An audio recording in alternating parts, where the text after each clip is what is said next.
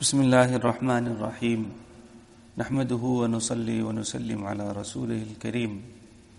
سورج گرہن میں حضور صلی اللہ علیہ وسلم کا عمل۔ حضور اقدس صلی اللہ علیہ وسلم کے زمانے میں سورج گرہن ہو گیا۔ صحابہ رضی اللہ عنہم کو فکر ہوئی کہ اس موقع پر حضور صلی اللہ علیہ وسلم کیا عمل فرمائیں گے، کیا کریں گے، اس کی تحقیق کی جائے۔ جو حضرات اپنے اپنے کام میں مشغول تھے چھوڑ کر دوڑے ہوئے آئے۔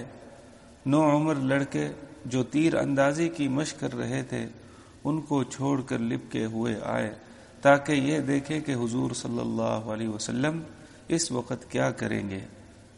نبی اکرم صلی اللہ علیہ وسلم نے 2 رکعت کسوف کی نماز پڑھی جو اتنی لمبی تھی کہ لوگ غش کھا کر گرنے لگے۔ نماز میں نبی اکرم صلی اللہ علیہ وسلم روتے تھے اور فرماتے تھے، اے رب، کیا آپ نے مجھ سے اس کا وعدہ نہیں فرما رکھا کہ آپ ان لوگوں کو میرے موجود ہوتے ہوئے عذاب نہ فرمائیں گے اور ایسی حالت میں بھی عذاب نہ فرمائیں گے کہ وہ لوگ استغفار کرتے رہیں۔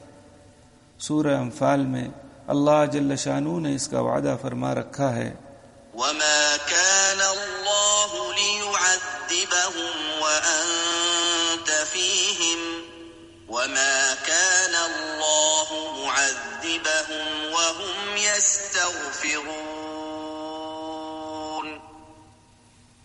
پھر حضور صلی اللہ علیہ وسلم نے لوگوں کو نصیحت فرمائی کہ جب کبھی ایسا موقع ہو اور آفتاب یا چاند گرہن ہو جائے تو گھبرا کر نماز کی طرف متوجہ ہو جایا کرو۔